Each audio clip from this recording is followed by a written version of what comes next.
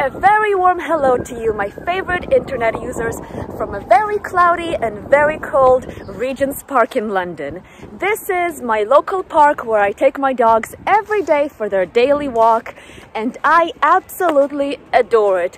It is gorgeous, it is big, it is beautiful, and it has a very massive area where my dogs can play around and run for their heart's desire until they're collapsing on the ground because of how tired they are. And a very big problem that we have here in the park are unlawful cyclists. Now, in Regent's Park, this path is the only shared use path that we have. And at every single exit to this path, we have this big, massive sign that reads, "No cycling," along with the traffic sign that indicates no cycling is allowed. However, obviously most cyclists couldn't give less crap about this. As you might already know if you follow me on Twitter, unlawful and arrogant cyclists are quite the issue here in the UK. Just like arrogant drivers who drive on pavements are a big issue in Ukraine and in Russia. And if you do not know that, I recommend you check Stop a Douchebag. They have a channel that translates their videos into English, and it is quite the entertaining sight.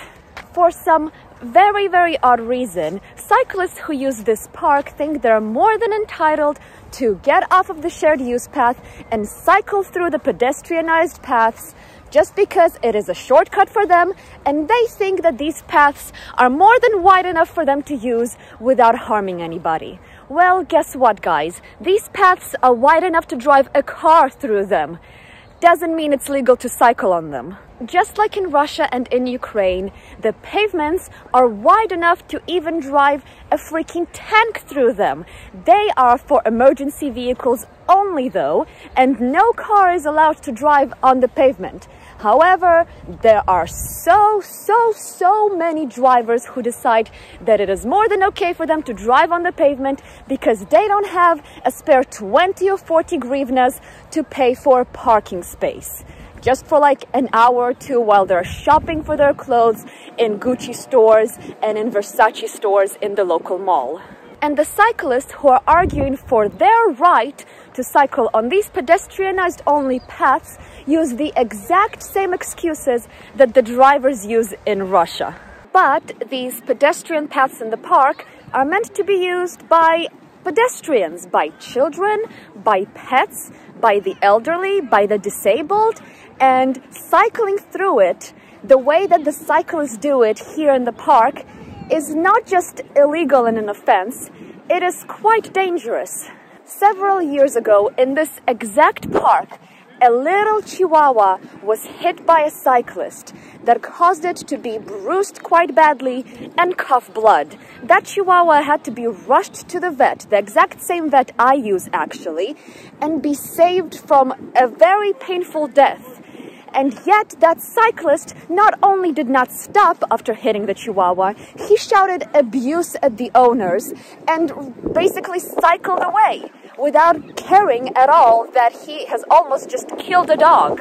I have actually personally met the owners of that chihuahua, and they have told me how horrifying that experience has been for them and how terrified they were that their little baby is going to die by the hands of such an arrogant asshole who could not follow simple rules and simply cycle either on the shared path or on the road. It's not like they're walking, they're cycling. They can go quite fast. So why the hell would you need to take a shortcut through a park just because you feel like you're entitled to it? Now, don't get me wrong. I don't hate cyclists. I don't even despise them. I don't even dislike them. I love cyclists. I used to cycle myself all the time. It's just that I kept most of that activity to when I was a child, and that was actually appropriate. A lot of visitors to this park have no problem at all with reading 2 single words, seeing the traffic sign, and actually dismounting their bicycle and walking through the park if they just must walk through the pedestrian paths. However, the majority of cyclists, they either can't read, or they're a bit too thick, or they simply do not give a crap, which I think is the latter. Almost every single time when a cyclist is basically behind us, trying to get past us on a pedestrian path where we have priority and they have no right to be there whatsoever, we get told to fuck off, you stupid cunt, I cycle wherever the fuck I want to cycle. How pleasant of them indeed. The royal parks provide cyclists with so many options and so many routes where they can legally cycle and cut through traffic if they wish to. But no, they just have to be entitled to go anywhere they want. Why? Nobody knows. And personally, I don't understand the reason for it, because I try to follow all park regulations. If I don't know a park regulation, I go on their accessible website that is very clear and where you can download all the PDFs with all of their official regulations and read what it says. You are a visitor to this park. You do not own it. If you want to cycle wherever the hell you want to in a park, buy your own park. You're probably wondering, why do I think that this is such a big problem? Well, mainly because I've got two little dogs who, if they're hit by a cyclist, even going at a very slow speed, it could be life-threatening to them. Why? Because they are small. Cyclists are big. I think this is understandable. You might also ask, why do you not care about drivers offending? Well, first of all, I do care about drivers offending. I do care about drivers offending a lot. However, I have yet to see a single driver in a car decide to go through this pedestrian path that is accessible to them, might I add. They could just drive right through the gates and go and take a shortcut through this park. This path is wide enough for most cars. But why do they not do that? I don't know, probably because they understand the rules and they understand the law. And they know that they will get prosecuted because it is easy to identify a car driver. They've got number plates, they've got a distinguishable car model, a distinguishable color, and most of the time, cars are registered to their owners and to the drivers who drive them. So finding out who did that is very easy. Occasionally, it might be possible to find and prosecute an illegal cyclist as well. However, for most of us, they all look the same. They all wear the same dark clothing and they all cycle on the exact same looking bicycle, in my opinion. I cannot distinguish between different bicycle models, probably because that's just stupid to be able to distinguish between different bicycle models. Nobody cares. But most of the time, it is almost impossible to identify a cyclist who has offended, especially if they do not stop and they do not give their details like they should be when they hit somebody, and because they don't really give a shit. So they're not ever going to come forward and say, hey, that was me offending in the park, cycling illegally, give me a fine. Of course, nobody is going to do that. But most of the time, it is almost impossible to find and prosecute an illegal cyclist, mostly because they cycle past you so fast that even if you manage to get a video footage of them, it is impossible to distinguish their face. And second, because nobody cares until they actually hit a child in this park and it becomes a serious offense. Personally, I do not want to wait until a child is actually hit by a cyclist here and it does become a serious issue. I don't want to wait for a child to get hit just for something to be done. As you can see behind me, it is clearly very possible and very convenient to simply dismount your bicycle and walk. For some people, not for arrogant idiots. Oh, Patya, who's a good boy? Oh, he's mommy's baby. Oh, he's mommy's little puppy. Yes, you are. Yes, you are. You're a good boy. Are you a good boy?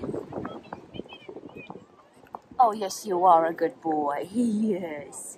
If I, a dog owner, is obligated by the park regulations to pick up after my dogs every single time they do a poop, and I do so every single time and carry this many poop bags around with me every single time I go for a walk, then why is it so hard for cyclists to do the same and follow park regulations? I do not know, and I will never understand. I have read a lot of complaints on the internet from many different users in many different countries about cyclists being quite the arrogant bunch, and I'm really interested to know, in your country, is that also a big problem? Do cyclists also behave like they're the saviors of the world and that they are entitled to everything? Are they also arrogant Karens like they are here in London? Because in here, they are quite the hated bunch.